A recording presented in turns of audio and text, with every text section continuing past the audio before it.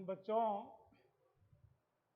पिछले क्लास में मैंने सूरदास और उनके वात्सल्य वर्णन से संबंधित पदों की व्याख्या की थी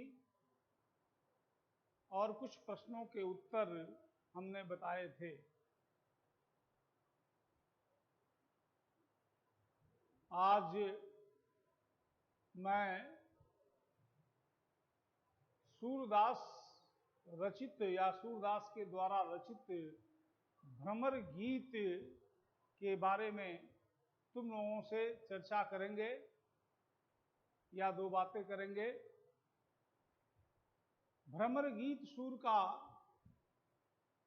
सूर सागर का ही एक अंश है। भ्रमर गीत सूर सागर का ही एक अंश है, लेकिन अपनी विशेषताओं के कारण, अपनी वर्णन सामग्री, मार्मिकता, संवेदनशीलता की वजह से यह सूर सागर में एक विशिष्ट स्थान रखता है या एक महत्वपूर्ण स्थान रखता है।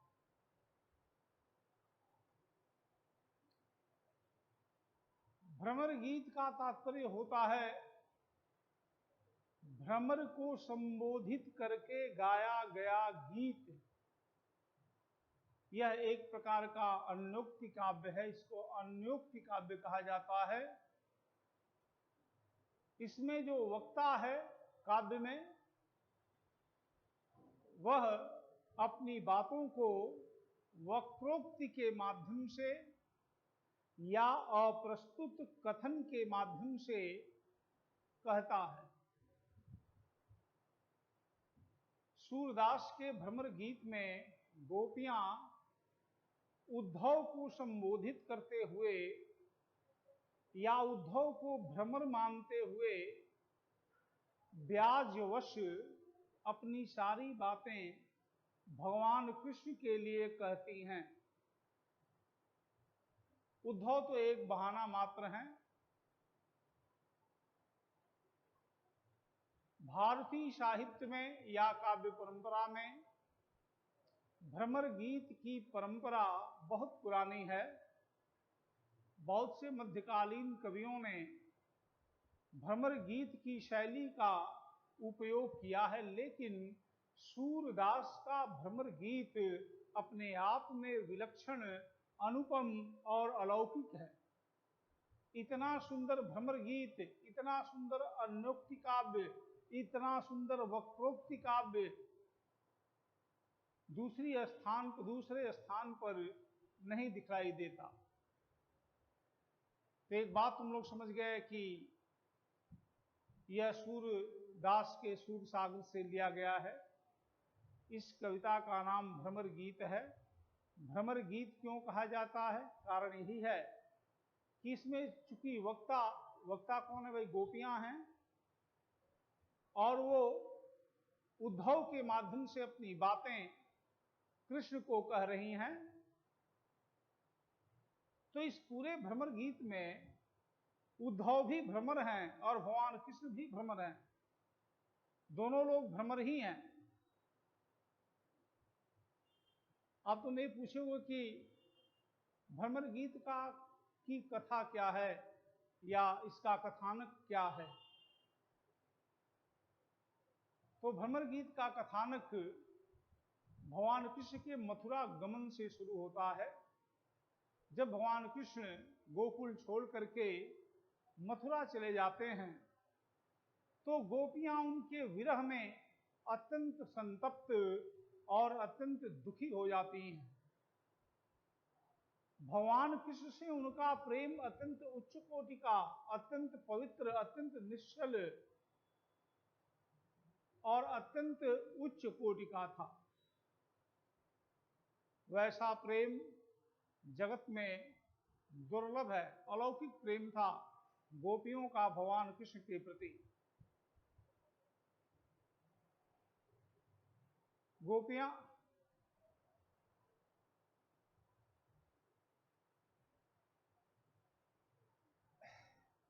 गोपियां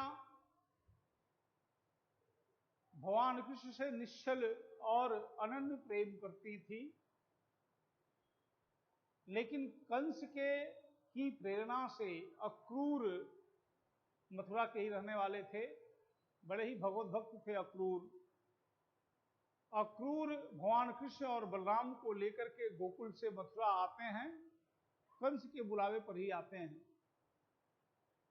और यहीं से गोपियों की विरह व्यथा या विरह का जो दुख है वो दिन पर दिन बढ़ता चला जाता है। दूसरी बात यह है कि गोपियों ने इस कविता में भ्रमर उद्धव को बहुत सारी खरी खोटी सुनाई हैं। उद्धव कौन थे, तुम लोगों के मन में प्रश्न उठेगा। याद रखो कि उद्धव भगवान कृष्ण के मित्र थे, और उद्धव भगवान कृष्ण के परम मित्र थे, लेकिन भगवान कृष्ण की शक्तियों के बारे में, भगवान कृष्ण के प्रभाव के बारे में वो नहीं जानते थे। मित्र होते हुए भी उद्धव भगवान कृष्ण को नहीं जानते थे। और उद्धव, याद रखो कि उद्धव ज्ञान मार्गी थे, योगी थे, योगी और ज्ञान मार्गी। कभी भगवान कृष्ण से बातचीत की प्रक्रिया में जब भगवान कृष्ण गोपियों की, ग्वाल बालों की, माता यशोदा की और नंद बाबा की चर्चा करते हैं, तो अक्सर उद्धव कहा करते थे कि हे कृष्ण, तुम बड़ा संसारी व्यक्ति है और संसार में लिप्त है तुम। भगवान कृष्ण हंस करके उनकी बातों को टाल दिया करते थे, लेकिन इतना जरूर था कि उद्धव भगवान कृष्ण के परम मित्र थे, भक्त भी कह सकते हो। और भगवान का यह बाना है, यह विरध है कि वो अपने भक्तों के हृदय में गर्व को, अहंकार को रहने नहीं देते। और उद्धव को अपने ज्ञान का बड़ा गर्व था, बड़ा अहंकार था। तो एक बड़ा उद्देश्य था भगवान कृष्ण का कि उद्धव को ब्रज भेजा जाए या गोकुल भेजा जाए। भगवान कृष्ण गोपियों की प्रेम दशा से, अनन्य प्रेम से, निश्चल प्रेम से, पवित्र प्रेम से या उसको जानते थे। भगवान कृष्ण जानते थे कि गोपियां और ग्वाल बाल, माता यशोदा और नंद बाबा, ये सभी लोग उनसे अत्यंत स्नेह करते हैं, अत्यंत प्रेम करते हैं, और गोपियां भी भगवान कृष्ण को अत्यंत पवित्र और निर्मल और पवित्र और निर्मल स्नेह करती हैं। गोपियां भगवान कृष्ण के सगुण रूप की उपासिका थी, भगवान कृष्ण के सगुण रूप की।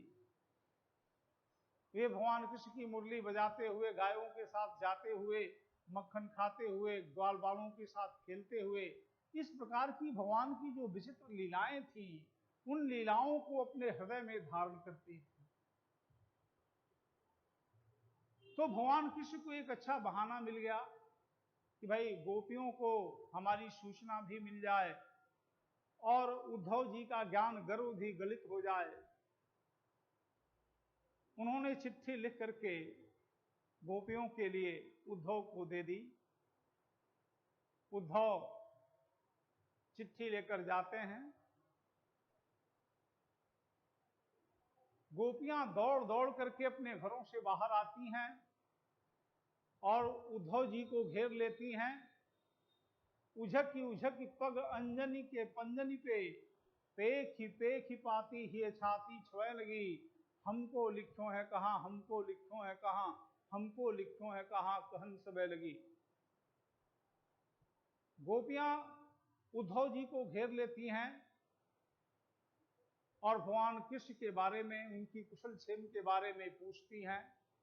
जब उनको पता चलता है कि उद्धव जी भगवान कृष्ण का लिखा हुआ पत्र भी लाए हैं, तो दौड़ दौड़ कर उनके पास जाती हैं और पूछती हैं उद्धव जी से कि हमारे बारे में क्या लिखा है, हमारे बारे में क्या लिखा है, हमारे बारे में क्या लिखा है।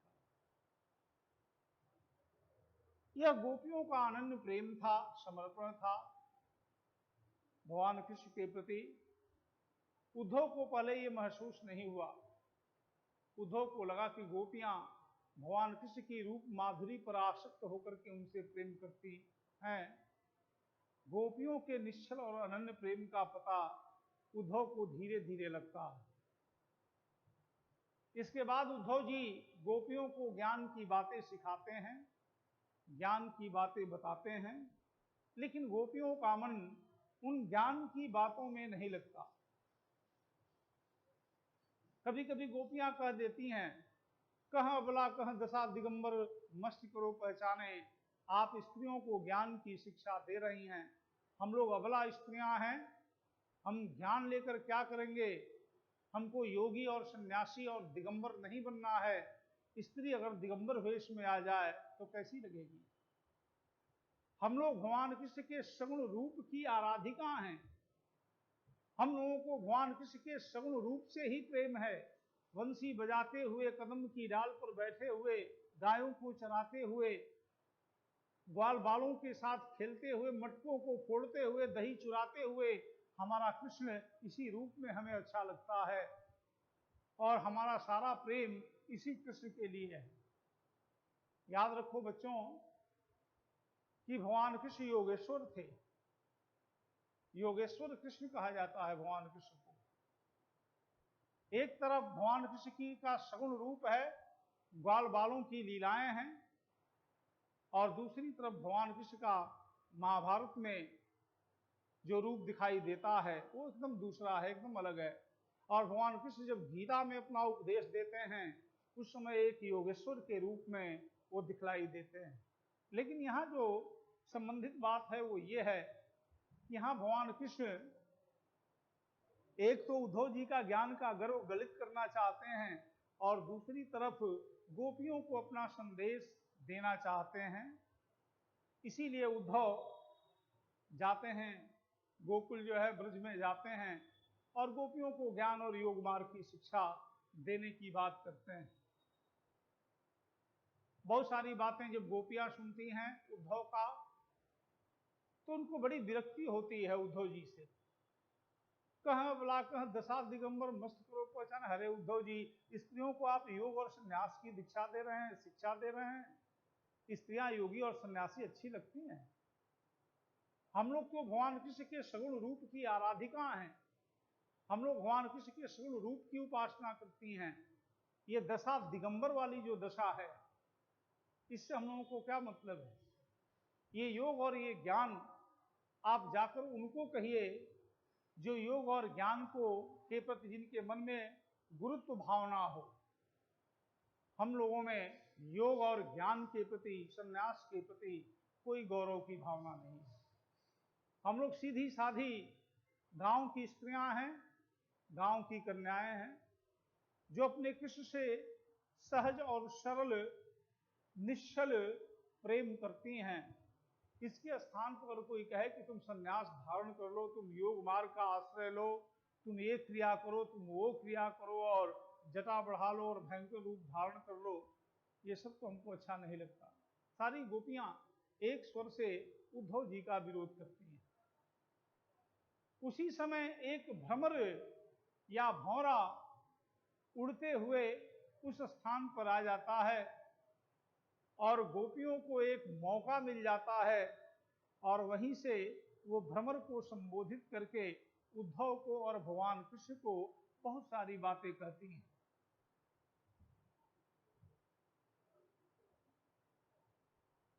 कहती हैं कि मथुरा से जो भी आता है वो काला ही होता है। तुम काले सुफरक सुक्त कारे, कारे मधुर भंवारे। हे उद्धव जी, आप भी काले हैं। सुफलक सुत अर्थात क्रूर भी काले ही थे, काले मधुर भंवारे। और लग रहा है कि ये भौरा भी मथुरा से ही आया हुआ है, यह भी काला है। और तिनके बीच अधिक छवि उपजत कमल नयन मनियारे। और भगवान कृष्ण तो इन कालों के बीच में कालों के सरदार ही हैं। उनकी छवि और शोभा तो और अधिक बढ़ जाती है। काले का अर्थ यहाँ कुटिल से है। गोपियां मानती हैं कि भगवान कृष्ण ने इतने समय तक हम लोगों के साथ प्रेम किया, हम लोगों को सुख भी दिया, लेकिन एक झटके में सारे प्रेम भाव को भुला करके और हम लोगों को छोड़कर वो मथुरा गए, और जब से मथुरा गए तब से वो फिर लौट करके नहीं आए। और दूसरी बात ये, दुख का उनका कारण भी ये था कि एक तो अपने चले गए मथुरा, और दूसरे संदेश के नाम पर उद्धव जी को भेज रहे हैं ज्ञान की गाथा सुनाने के लिए, या ज्ञान की कथा सुनाने के लिए, जिसमें गोपियों की रंच मात्र भी रुचि नहीं थी। ज्ञान कथा से उनका कोई मतलब नहीं था। एक जगह इसी तरह जब बात आगे बढ़ती चली जाती है, गोपियां आगे कहती हैं, उद्धव को जवाब देते हुए कहती हैं,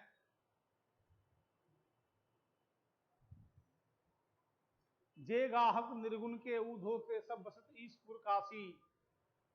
हे उद्धव जी, जो निर्गुण ब्रह्म के उपासक हैं या जो निर्गुण ज्ञान के उपासक हैं, वे ईसपुर काशी, भगवान शिव की नगरी काशी में निवास करते हैं। इस ब्रज और गोकुल में आपकी ज्ञान कथा को सुनने वाला कोई नहीं है। यह गोकुल गोपाल उपासी, जे गाहक निर्गुण के उधो ते सब बसत ईसपुर काशी। यह गोकुल गोपाल की उपासना करता है, कृष्ण की उपासना करता है। जो निर्गुण ब्रह्म की और निराकार ईश्वर की उपासना या पूजा करते हैं, वो यहाँ पर नहीं बसते हैं, वो ईसपुर काशी, भगवान शिव की नगरी काशी में बसते हैं। इस तरह करके कविता चलती है भ्रमर गीत की। अब तुम लोगों को भ्रमर का तात्पर्य समझ में आ गया होगा। भ्रमर का क्या मतलब है भाई? भ्रमर का एक स्वभाव होता है, भ्रमर कहीं भी स्थिर नहीं होता। अगर तुम लोगों ने भ्रमर को देखा होगा किसी बाग बगीचे में, तो देखो कि भ्रमर जो है स्थिर नहीं रहता है। ऐसा नहीं है कि कोई भ्रमर एक फूल पर बैठा हुआ है तो उसी फूल पर बैठा रह गया, ऐसा नहीं होता है। भ्रमर को मंडराने की आदत होती है। वह एक फूल से संतुष्ट हो ही नहीं सकता, वह एक फूल से दूसरे, तीसरे, चौथे, पांचवें फूल, और पूरे उपवन में वो घूमता रहता है, गुनगुनाता रहता है, कुछ गुनगुन करता रहता है। ये भ्रमर का स्वभाव है। और गोपियां उलाहना देती हैं उद्धव जी से, उद्धव को भी देती हैं और भगवान कृष्ण को भी देती हैं कि भगवान कृष्ण, उद्धव और ये भ्रमर, ये तीनों एक ही स्वभाव के हैं। भगवान कृष्ण भी काले हैं, ये भ्रमर भी काला है, और उद्धव जी आप भी काले हैं। और केवल बाहरी स्वरूप से नहीं, भीतरी अंशों से भी या हृदय से भी आप लोग काले हैं। तो ये तीनों के तीनों काले ही हैं। इस प्रकार भ्रमर गीत तुम लोगों को स्पष्ट हो गया होगा। भ्रमर गीत का मतलब ये है, ऐसा गीत जो भ्रमर को संबोधित करके कहा गया है, जो भ्रमर को संबोधित करके गाया गया है। मैं समझता हूं कि भ्रमर गीत की जो आउटलाइन है, मैंने क्या इसका वर्ण विषय है, मैंने इसमें क्या कहा गया है, कैसे कहा गया है, ये कुछ तुम लोगों को समझ में आएगा। अभी मैं थोड़ी बातें और कहूंगा। दूसरी बात ये,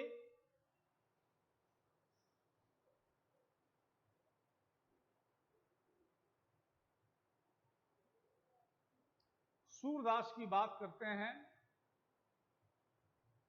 याद रखो कि ये जो भ्रमर गीत है, ये भागवत के 10वें स्कंध से लिया गया है। कथा जो है वो भागवत के 10वें स्कंध से ली गई है, लेकिन भ्रमर गीत ये जो है, ये सूर सागर का अंश है। कथा का जो सूत्र है वो भागवत पुराण है, और ये भ्रमर गीत का जो प्रसंग है, ये सूर सागर से लिया गया। दूसरी बात ये रखो, याद रखो कि सूरदास भक्ति आंदोलन के बहुत बड़े, जिसको तुम नायक भी कह सकते हो, नायक कह सकते हो तुम, ये भक्ति आंदोलन के एक बहुत बड़े नेता कह लो या नायक कह लो, कह सकते हो सूरदास को। वैसे भी भक्ति आंदोलन में जो बड़े बड़े नाम आते हैं, जैसे कबीर, जैसे तुलसी, जैसे सूर, तो सूर का भी एक बहुत बड़ा स्थान और बहुत बड़ा महत्व भारतीय साहित्य में और भारतीय जनमानस पर उनका पड़ा। जानते हो तुम लोग कि सूरदास कौन थे भाई? कृष्ण भक्त कवि थे। सूरदास क्या थे? कृष्ण भक्त कवि थे। और तुम ये भी जानते होगे, नहीं जानते हो तो आज जान जाओ कि जो मध्यकाल में भक्ति आंदोलन इस देश में चला था, उस भक्ति आंदोलन में मैंने उसका समय तुम समझ जाओ कि 1375 से 1700 विक्रम संवत, 1375 से 1700 विक्रम संवत का जो समय है, ये भक्ति आंदोलन और भक्ति काव्य का समय है। तो भक्ति आंदोलन में कई बड़े बड़े लोग, बड़े बड़े नेता उत्पन्न हुए। और नेता कहना थोड़ा तुमको खराब भी लग सकता है, नेता ये लोग नहीं थे जो आजकल के नेता हैं, ऐसा कुछ नेता नहीं थे, वो लोग नायक थे। नायक तुम कह सकते हो, लोक नायक कह सकते हो। ये लोग लोक नायक थे। कबीर हों या तुलसीदास हों या सूरदास हों या जायसी हों, इन लोगों का बहुत बड़ा योगदान भारतीय सभ्यता, मध्यकालीन भारतीय सभ्यता में है। लोक जीवन को और लोक मानस को इन भक्तों ने गहरे प्रभावित किया, बहुत हद तक प्रभावित किया। और उसमें सूर और तुलसी के तो नाम का कोई बात ही नहीं है। सूर और तुलसी के महत्व का आकलन हम नहीं करेंगे, एक व्यक्ति नहीं कर सकता है। सूर और तुलसी के महत्व का आकलन हिंदुस्तान करेगा, आज नहीं 1000 साल बाद भी करेगा, तो भी उसको समझ में आएगा कि सूर और तुलसी या कबीर ये कितने महत्वपूर्ण व्यक्ति थे और भारतीय जनमानस पर या भारतीय लोकमानस पर इनका कितना प्रभाव था। दूसरी बात याद रखो कि सूरदास कृष्ण भक्त कवि थे और भक्ति आंदोलन जब शुरू हुआ तो प्रारंभ में ये 2 भागों में बट गया। बहुत सारे लोग निर्गुण मार्गी थे जो ईश्वर के निर्गुण मार्ग का अवलंबन करते थे, अर्थात उसकी कोई रूप रेखा और उसका कोई स्वरूप नहीं मानते थे। जाके रूप न रेख वर्ण नहीं, कोई कबीर की लाइन है जिसकी न कोई रूप है, न कोई रेखा है, न कोई वर्ण है। उसको कहा कबीर ने, गूंगे केरी सरकरा बैठी ही मुस्काए। उसका अनुभव गूंगे के गुड़ के समान होता है। जैसे वो अनुभव तो करता है भक्त, लेकिन वो बता नहीं सकता कि भगवान का प्रेम या ईश्वर का साक्षात्कार क्या है, कैसे है, कैसा लगता है। तो हम कह रहे थे कि सगुण और निर्गुण में ये 2 भागों में भक्ति आंदोलन बट गया। उसमें निर्गुण मार्गी कबीर वगैरह, धन्ना पीपा नाई सेना गुरु नानक वगैरह, ये लोग निर्गुण मार्गी थे। और सगुण मार्ग 2 भागों में बट करके चला, कृष्ण भक्ति शाखा और राम भक्ति शाखा। राम भक्ति शाखा के सबसे बड़े और सबसे महत्वपूर्ण कवि तुलसीदास हैं, और कृष्ण भक्ति शाखा में तो बहुत सारे कवि हुए हैं, लेकिन सबसे ऊंचा नाम भक्त कवि सूरदास का है। सूरदास सगुण मार्गी थे। कहा जाता है कि सूर सागर में भ्रमर गीत के बहाने सूरदास ने निर्गुण मतवाद का खंडन किया है और सगुण मतवाद का मंडन किया है। निर्गुण मतवाद क्या है भाई? मैंने अभी कहा कि जाके रूप न रेख वर्ण नहीं कोई, यह निर्गुण मतवाद है। और सगुण मतवाद क्या है कि ईश्वर कृष्ण है, बंसी बजाता है, गायों के संग डोलता है, ग्वालों के साथ बोलता खेलता है, दुष्टों का संहार करता है, भक्तों से प्यार करता है। यह सगुण मार्ग है। और जो ज्ञान से गम्य है, अनुभव से जाना जा सकता है, आत्म अनुभव के माध्यम से उसको पहचाना जा सकता है, ज्ञान की सूक्ष्मता के द्वारा उसको महसूस किया जा सकता है, ये निर्गुण मार्ग है। बात समझे? तो निर्गुण सगुण तुम लोगों को समझ में आ गया। उस समय निर्गुण मार्ग का भी, निर्गुण पंथ का भी बड़ा बोलबाला था इस देश में। आज से 700-800 साल पहले निर्गुण मतवाद का बड़ा बोलबाला था। बहुत सारे लोग निर्गुण धर्मावलंबी थे, पंथावलंबी कह सकते हो। बहुत सारे लोग निर्गुण मत को मानने वाले थे। ठीक है, बहुत सारे लोग निर्गुण मत को मानने वाले थे। सूर और तुलसी ने एक महत्वपूर्ण कार्य ये किया कि देश की जनता के बीच में भगवान की लीलाओं से पूर्ण सगुण मतवाद का प्रचार और प्रसार किया। क्योंकि निर्गुण मार्गी या ज्ञान मार्गी संत जनता की रागात्मक वृत्ति को संतुष्ट करने में असफल हुए। जनता की रागात्मक वृत्ति को, इसको रागात्मिका वृत्ति कहा जाता है। अरे रागात्मिका वृत्ति का मतलब होता है मन में जो प्रेम है, जो स्नेह है, जो संवेदनशीलता है, इसको वो लोग छू नहीं पाए। ज्ञान की बात करते रहे और ये दिमाग का पहलू बन गया, हृदय का पहलू नहीं बना। लेकिन सूर और तुलसी ने भक्ति को या ईश्वर को हृदय का पहलू बना दिया कि ईश्वर को हृदय से जाना जा सकता है, हृदय से महसूस किया जा सकता है, हृदय में बैठाया जा सकता है। और ईश्वर का ये रूप ये है, कहीं धनुष्मान धारण किए हुए भगवान श्री राम हैं, कहीं सीता माता और लक्ष्मण के साथ राम जी बैठे हुए हैं सिंहासन पर, राजा राम हैं, कहीं बालकों के साथ क्रीड़ा करते हुए, वंशी बजाते हुए, गोपियों के साथ नृत्य करते हुए कृष्ण हैं। इससे जनता की रागात्मिका वृत्ति जिसको कहा जाता है वो संतुष्ट होती थी। ठीक है। और इसीलिए सूर और तुलसी ने, या अभी प्रसंग तो सूर का चल रहा है, सूर ने निर्गुण मतवाद का खंडन किया और सूर को निर्गुण मतवाद का खंडन करने के लिए गोपियों से अच्छा प्रतीक कोई नहीं मिला। गोपियां बड़े ही वक्रोक्ति के माध्यम से, बड़ी ही चुटीली भाषा में, बड़ी ही लगने वाली भाषा में उद्धव जी को खरी खोटी सुनाती हैं।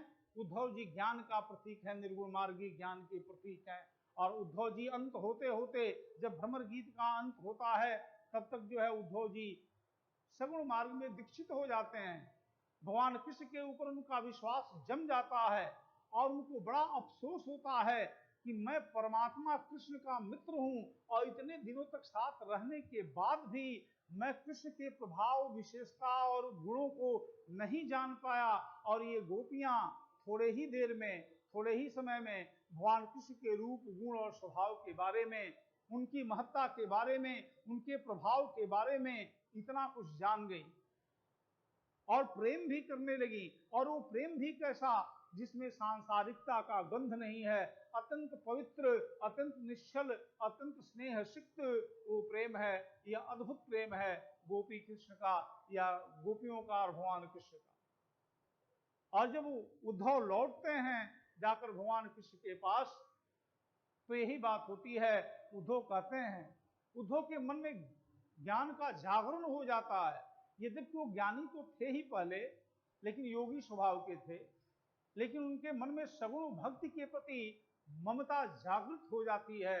सगुण भक्ति का महत्व वो समझने लगते हैं, प्रेम के महत्व को समझने और जानने लगते हैं। और ये कहते हैं, प्रेम पुमर्थो महान, प्रेम ही सबसे बड़ा पुरुषार्थ है। और भक्ति का जो केंद्र है वो प्रेम ही है।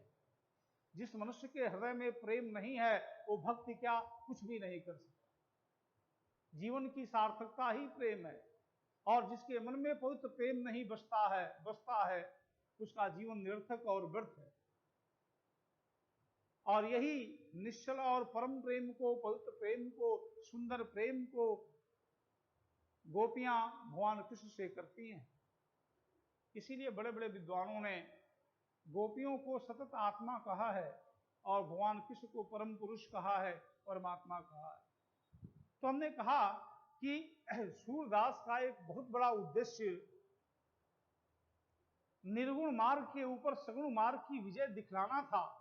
गोपियां उद्धव से जीत जाती हैं और यह स्पष्ट हो जाता है कि सगुण मार्ग जो है वो निर्गुण मार्ग से बड़ा है, ऊंचा है, महत्तर है, जनता के लिए उपयोगी है, संसार के लिए हितकारी है और संसार का कल्याणकारी है।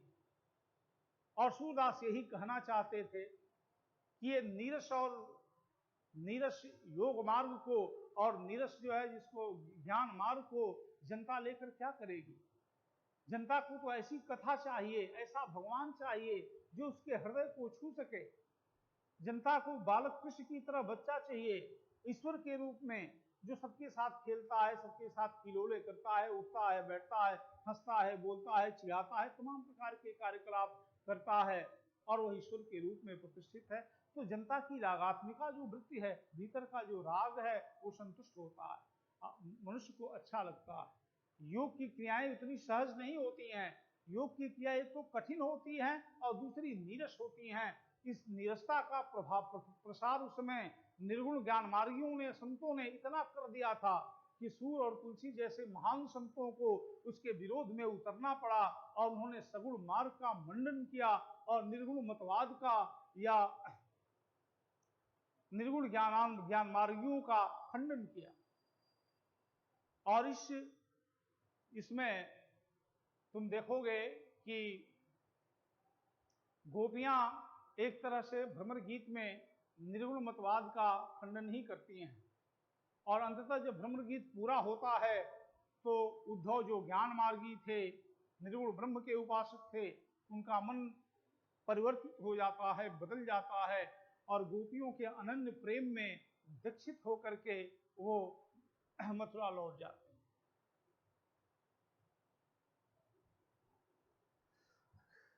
एक पद और कराने है टाइम, रहने दो, एक पद कराने इसमें का कभी टाइम है?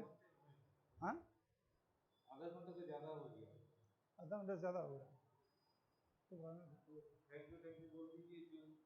ठीक है बच्चों, आज मैंने तुम लोगों को भ्रमर गीत के बारे में बताया। याद रखना कि ये क्वेश्चन भी एग्जाम में पूछा जाता है कि भ्रमर गीत क्या है, भ्रमर गीत का क्या महत्व है, भ्रमर गीत किसे कहते हैं, भ्रमर गीत का प्रतिपाद्य क्या है। ये 2-3 क्वेश्चन इस पर बनते हैं। फिर से बोल देते हैं, भ्रमर गीत क्या है, भ्रमर गीत का महत्व क्या है, सूरसागर का भ्रमर गीत क्या है, इसका वर्ण विषय क्या है, इसमें क्या कहा गया है, क्या बताया गया है। अभी हमने तुम लोगों के साथ इन सारी चीजों पर चर्चा की। अगले क्लास में भ्रमर गीत तो तुम लोगों का हो गया, मैंने बता दिया, केवल आज मैंने केवल भ्रमर गीत के बारे में ही बताया। तो भ्रमर गीत के बारे में तुमको ठीक से मैंने समझाने की कोशिश की, बताया।